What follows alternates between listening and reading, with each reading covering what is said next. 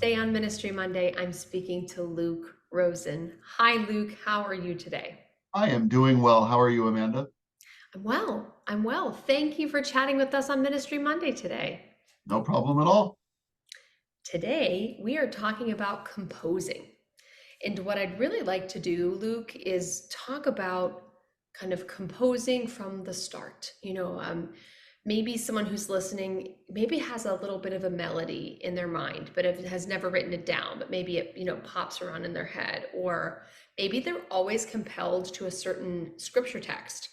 And they think, it would be great if I wrote if there was a song on this, but I just can't find one. Like something where they feel the stirrings of the Holy Spirit on the topic, but maybe haven't known where to start or just didn't start yet. That's kind of the focus that I wanted to start with this conversation.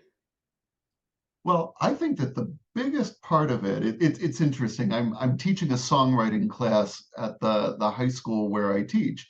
Oh, And cool. this is the first semester that we're doing it, and the kids have been in school for 2 days now. And I feel like I'm having the same conversation with these kids that you're talking about, with these people that might be having these ideas. Um, the biggest thing is, I guess you'd call it like the imposter syndrome thing, where you feel like, who am I to be writing anything down? I'm not a great composer. And the I guess the point to be made here is that every great composer had that first piece of music that they wrote down. I think the biggest hump is just to put something on paper, or put something, I guess now, on screen, and just to get a start going with it. Um, you can work with something once it's sitting in a written form that you can change and show people and share.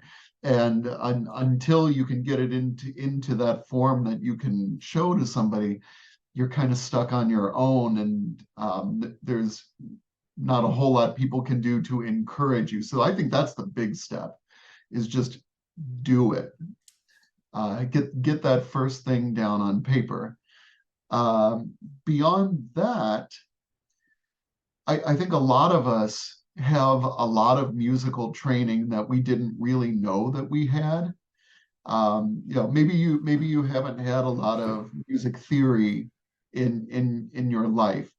Well, you have lived, 20, 30, 40, 50, 60, 70, 80 years as a person who's been listening to music. And you'd be surprised how much of that gets synthesized in there, without being officially taught. And so you're as someone who's having musical ideas, and being worried about, I don't have the training to do this. I think you've had enough training just by living, to at least start this kind of thing.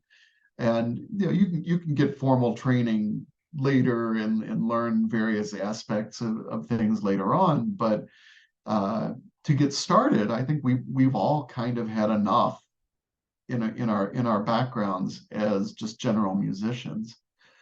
So the first step is just to start, and um, find a mentor. I think that's a big part of this.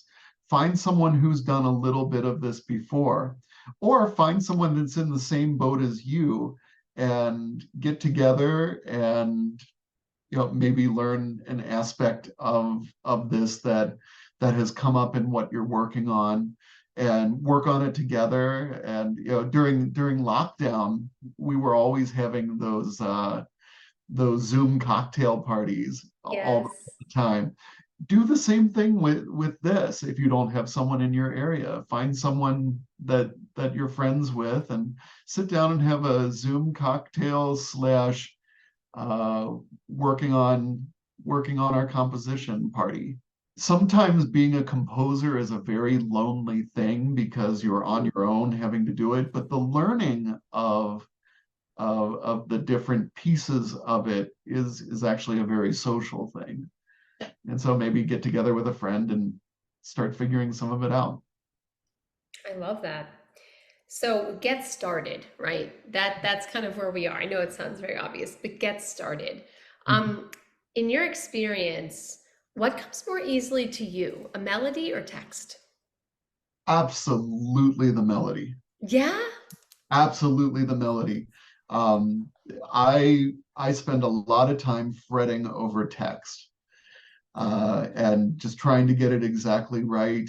Um, Years ago, some of your viewers would know Del Ridge, and I would send her texts all the time, and she would be very blunt with those texts.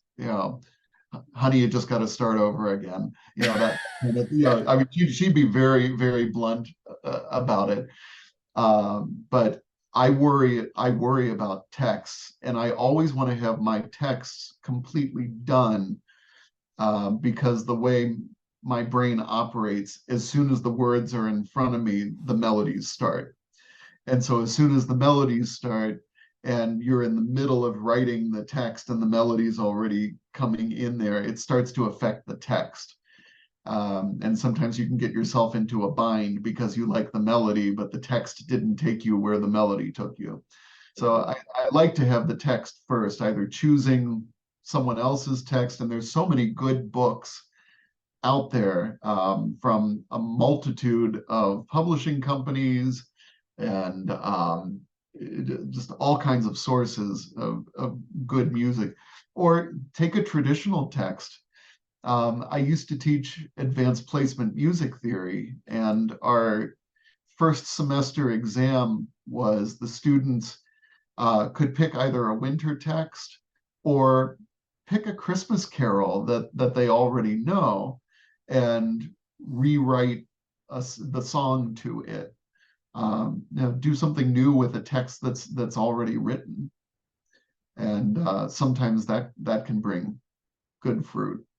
But I always try to do text first and then go in for the music.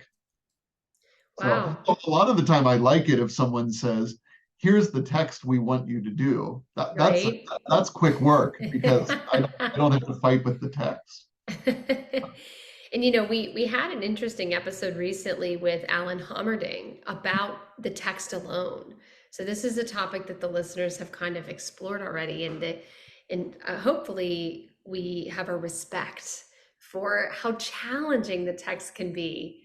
Oh, if you're watching the video version of this podcast, you are getting treated to the fact that there is a kitty on the screen. This Yeah. is a Ministry Monday video podcast exclusive. Luke, can you introduce your kitty cat, please? Well, I get made fun of. I'm a consummate musician. So I have two cats. The little dark cat is Oscura, and the little light cat is Chiaro. So when I put them Oh, together, I have Chiaroscura, nice. the lights and darks. So Oh, I love it. Wow. See, it's the perk of watching this video, everyone, versus listening to just the episode. So this is there a, you go. yeah, exactly. Okay, well, great. So let's talk about the melody a little bit. So, um, what are some of the things that you do to make sure that a melody is singable? And what does that mean to you that a melody is singable? Uh, well, it's interesting. It's the sort of thing, how I spoke earlier about. Um, we've had a lot of training just from living. And I've been in choirs since I was a kid, and a lot of the time, singable comes just naturally because I've been in choirs for 30 years. There are things that you can do. You can say, oh, okay, you really shouldn't have, your jumps should outline a chord. You shouldn't have this kind of interval, approached from this direction, that kind of thing, these official music theory terms. But just sitting down and singing what you've written will most of the time get you that far.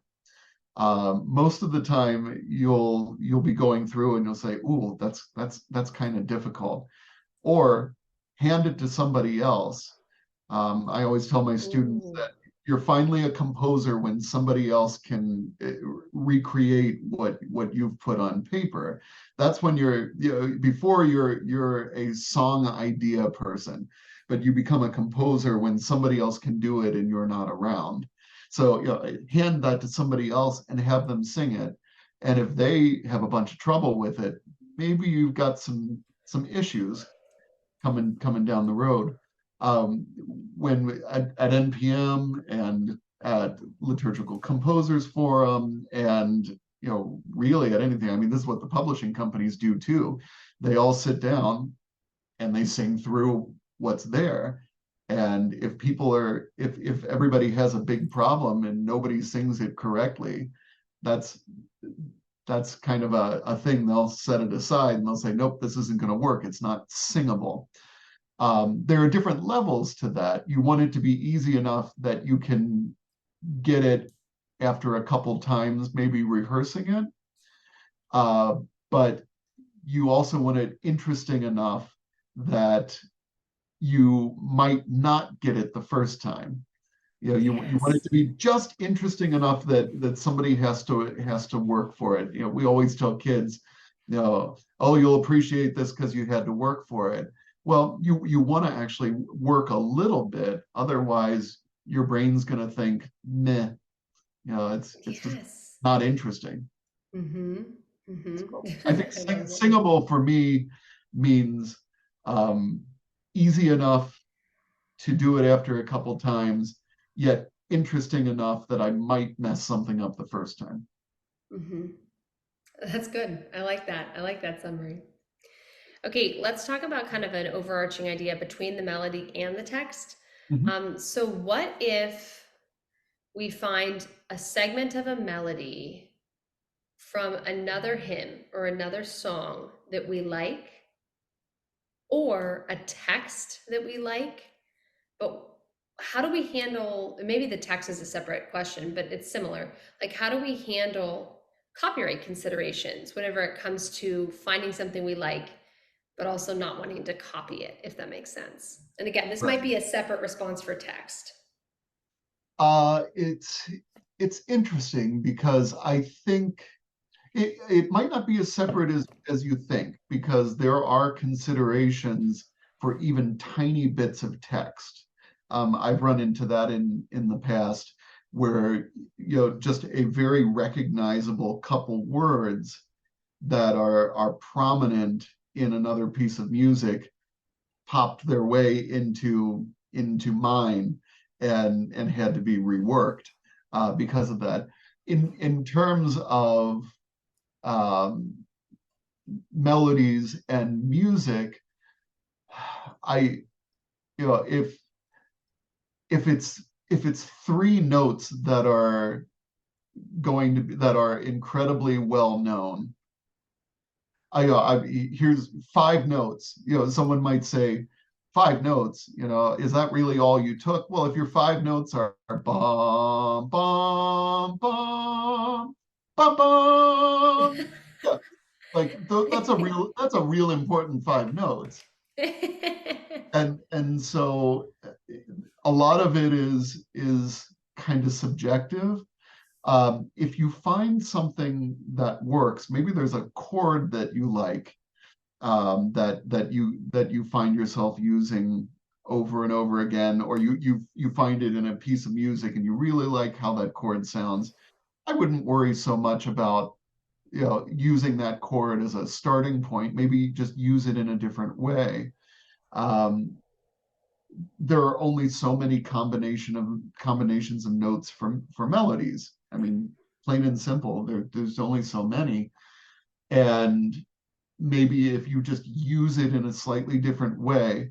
Um, a lot of the time, I talk about. I'll, I write a lot of difficult flute parts. I've discovered. I've had some excellent flute players in my church choirs, and so a lot of the flute parts that I write are very difficult. and a lot of scales, things like that. And I've got a flute player currently. She always says, "What are you thinking? What are you doing?" I said, "Well, not all of these notes are important. It was the gesture of having that upward whoosh. That was the important part. If you fake some of those notes in between there, it's not that big a deal. So maybe you like the gesture from a melody. You like how that melody kind of soars up. If you can separate that out and say, okay, well, this song has this gesture that I like. Maybe I can do a similar gesture without ripping off these notes, and that can get you around it Mm-hmm. sometimes. Mm-hmm. What about finding, let's just say, a specific hymn text that we like? Is there any copyright or attribution considerations we need to be aware of? You need to check out be good about checking out the source. um, I've had some very interesting times checking out sources for things. I'll tell you a little story. I had what I'm old fashioned. I write Christmas cards every year. And for the last 16, 17 years, I guess now, I've been writing a Christmas carol or a winter carol of some kind. And that's been my Christmas card. And so I've pulled texts from all kinds of places to do this. And if I'm using that, just to send to family and friends, and it's not being performed anywhere, it's not really a problem to use something. I always attribute it to the right people, but I'm not contacting them. Well, then I decided to do a recording session of it. Now you got to contact those people. And one was a French text, and I, something that French classrooms, it's a popular poem in France that classroom teachers are putting up on their walls, Oh. but there was very little in way of attribution of who wrote it. And I searched and searched and hunted down, and I eventually found this woman who had written the text, uh, 90 some years old, lives outside of Paris. And my French is okay, but my father's a French teacher. So I actually sent him on a quest, and he eventually got her on the phone in this, Wow. outside of Paris, and sent all the requests through, connected us via email. And so for a long time before she passed a couple years ago, I had a French pen pal, uh, that Oh. I had met through doing this. So you do want to make sure, especially, we all like to think that maybe the song is going to go somewhere or someone might use it, and as long as somebody's going to use it, you need to get the permissions. So if you're looking at a hymn text, a lot of the time you can look in a hymnal, and if it says traditional, a lot of the time you're okay. Um, Sometimes there are some traditional hymn texts that have been purchased by various companies. I know that Hope Music Publications actually had purchased several hymn texts and the music that goes with them. So just hunt it down. Just be sure on what you're using, and especially there are so many good resources out there. Both OCP and GIA have books of hymn texts from various writers. There's a new one just in the last couple years of women text writers that is out, that OCP has, and any of those will have the proper attribution in there, and so you'll want to contact companies and make sure that you've got what you need. And I remember I was very concerned the first time I ever contacted a company about a text that was copyrighted. And yeah, it is just one more step to go through, Hmm. but the companies are more than happy to point you in the right direction. If you have the wrong email address for someone at that company, they will gladly point you in the right direction. And the people I've worked with at multiple companies are great about it. So it's worth doing the step of making sure you are okayed on these rights. Agreed. Great. Okay, so we've talked about the different building blocks that we have to consider. We haven't even touched instrumentation, which I'm sure maybe Luke, if you're willing to come back for another episode, maybe that'll be another topic we cover on another totally different day. Okay, good, good. Um, but let's talk about, let's say we spent the time. We have perfected our melody. We gave it to some people. We tweaked the melody based on their feedback. Same thing with text. Everything is ready. What do we do if we want to maybe go one step further with this and get it published in some way, whatever that looks like? What are some of the steps we can take? Um, I mentioned earlier the social aspect of things. Mhm. This is where that plays in. This is where you cash in favors with the people that you've met along the way. Um, so you want to take that next step. You want to make sure that all the parts of it are at least at the level of competent, if not at the level of really, really excellent. If you are someone who doesn't play the piano, it's really daunting to say, okay, I'm going to write a piano part. And you begin to get the idea of how things work by looking at other piano pieces. You can start getting some ideas of how things go, but hand it to a piano player. Say, what would you do in this case? I personally, um, I play the piano. I play some organ. I'm not a great organist, but I play well enough to get through things. You don't want me as a concert organist. So if someone says I'd like you to write me this organ piece, I'm going to put some ideas on paper and then go to an organist and say, all right, this I need to know some specifics on this. Yeah, piano and organ, lots of similarities. If you're writing for flute and you've never written for a flute before and you don't know anything about it, um, talk to a flute player. Every instrument has places that just aren't good. There are certain notes that are just really difficult to make speak, and there are notes in succession, one after the other, that are not easy to do. Clarinet's really, really bad at that kind of thing. And it's trial and error. And then handing it to someone and saying, all right, have a look at this. Mhm. Uh, I remember, and musicians are always happy to help out with that kind of thing. Um, I was actually a composition major in college, and the Cleveland Chamber Symphony had a program where you could write, enter something in, and they would read your piece of music when we were in college. Great opportunity. Cool. And I had to write for harp. I had never written for harp. And harp is a surprisingly complex instrument. And so I handed the piece to them, and the best thing on earth was when the players handed the parts back, especially the harp player. She found me and she said, "You wrote this here, and it's technically impossible on the instrument, but I wanted to see if there was a way to do it." And I thought about it for a while and figured out if you write it this way, it's not impossible anymore. Oh, Way. wow. I would have never thought of that ever in a Yeah. million years.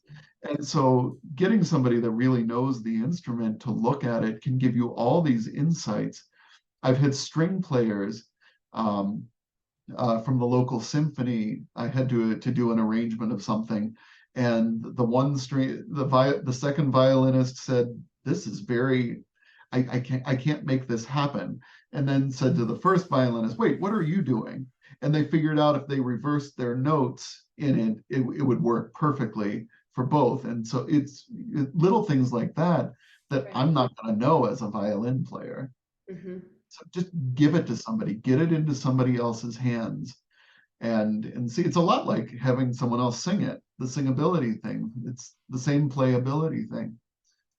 And one thing that's really dangerous that composers of any kind, experienced and not experienced, have is computers, because the computer can do anything.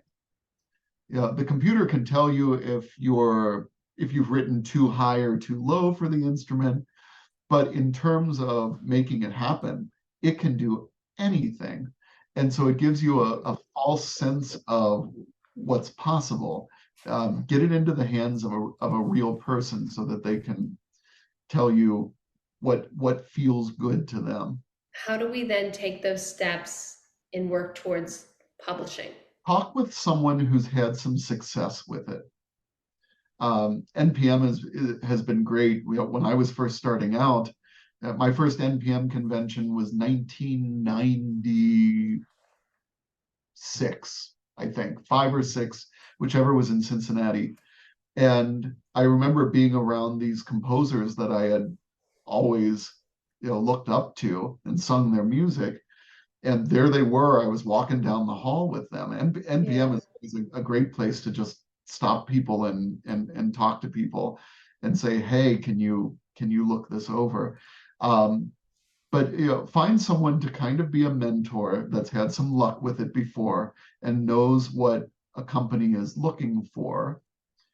And then the next step would be, and this is tough as a composer sometimes we know what we want, and all of a sudden somebody else is telling us we were wrong.